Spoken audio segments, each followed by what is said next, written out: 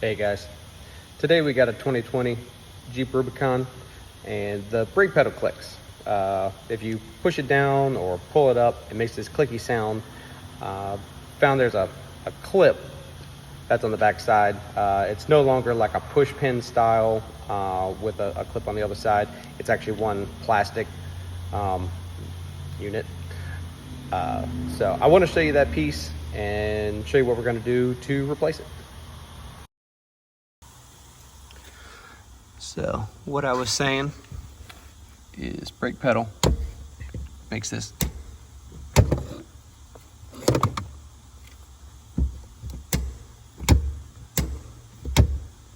clicky sound, because if you look up in here, this bracket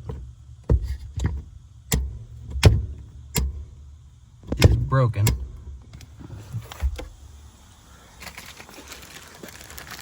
So we're going to be putting this new clip in right from the dealer. It costs $10. But we're going to see if it's involved at all to replace it. So looking at the new one, all that really holds it on is this clip goes through a hole in the brake pedal here. So essentially I need to push this hard enough to release it from the brake pedal, and then it should more or less just come out. So we'll see how difficult that is. Let's see if we can get this with the screwdriver. Let's see, that's out. So I release this, pushed on this. We got to do the same thing for the top side. I do want to make a note. This little metal cup is at the top with an open hole down here. All right, so I released at the bottom and I was able to get my hand up at the top. There's the same little tab. If you push towards the back of the car, that one actually released pretty easily. So now we got this whole thing loose. Move it around. Take the cup off. Spin it to the side.